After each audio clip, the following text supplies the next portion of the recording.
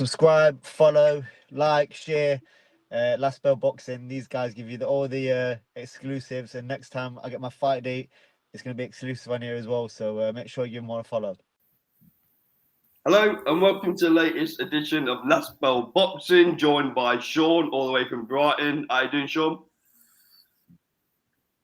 Yeah, good afternoon. I'm all good, thank you. Yourself? Yeah, I'm all good, thank you. All good. After a great night of boxing last night, which I'm looking forward to break down.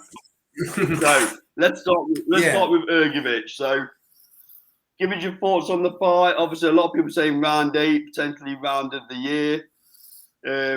People talk about maybe Hrgovic jumping in with a Tuma next. Not sure about that one. Did we learn anything new about Hrgovic? Not sure about that one. Great job by the cutman in the corner because that was a nasty gash on his eyelid. So give us your thoughts, Sean.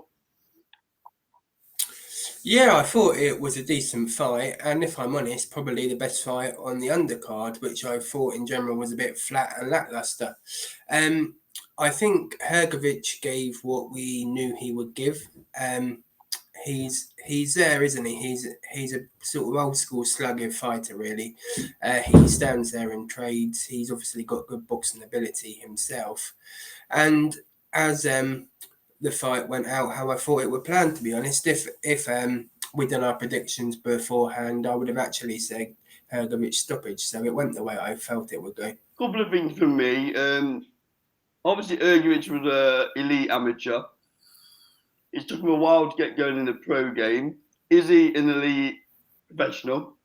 And secondly,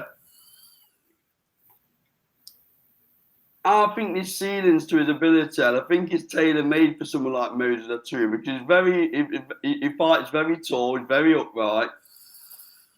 And will Adeleye come away from that fight regretting not putting his foot down as soon as that cut evolved? Because it was there for the taking for me. So what are your thoughts on them points, Sean? Yeah, I would agree with you. I think so. I think Adelaide, again, he's obviously stepped up twice now in levels, and he's got beat when he stepped up. So there's an argument there to say British really could be his ceiling, really. As for Hrgovic in the car, I agree. There was definitely a moment there where Adelaide could have put his foot down and went for it a bit more. But I think it had the adverse effect on Hrgovic, actually. I think when he realised how bad the cut was initially, it was like a shark seeing blood, really, and that seemed to light a fire under him. And potentially he could have stopped Adelaide as well at points in that fight. So, yeah, it was an interesting fight, a well-matched fight, but I think at the end of the day we saw two levels. Hrgovic is slightly above that level, and I think Adelaide is slightly below it. So I know on DAZN there's talk about his engine being much better now, Hrgovic, because he's up at Big Bear and he's up at altitude training away. But I haven't really seen that much improvement in him, if I'm being brutally honest. What about you? Yeah, I agree. The thing that worries me about him as well is, like, as you alluded to at the start, round 8, when he gets hit, it seems that he freezes and doesn't know what to do, really. That's what I find. He seems to go in a bit of a panic mode when he's hurt.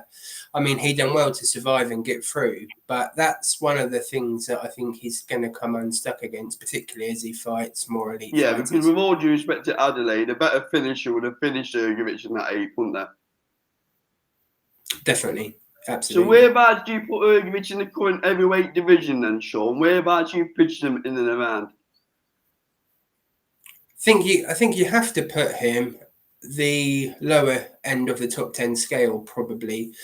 I think he's 2 or 3 places below Caballero, depending on how highly you have him ranked. I would say probably 9 or 10 as in top 10 heavyweights.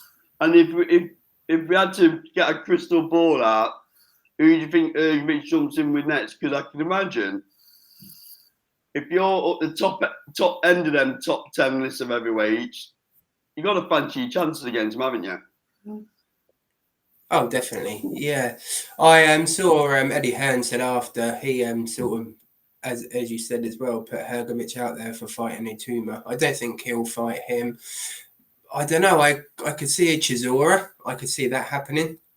I think someone like Chisora, I would say a Daniel Dubois rematch. I think there's probably enough there to do that again. Somewhere like that. And really. there is a scenario, isn't there, if the belts do get fragmented from Usyk, where he could actually pick up a world title shot, couldn't he?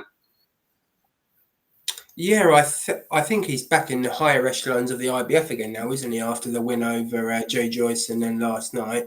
I don't know what last night would have done for the rankings, just fighting Adelaide, but he's definitely up there in the mix again. Interesting. So, you've heard mine and Sean's thoughts on Hrgovic and his fight against David Adeleye. Agree or disagree, post your comments below. This has been Last Ball Boxing, proudly sponsored by Shore Building Services and SC Travel. We'll see you on the next video. Cheers, Sean. Thanks, mate.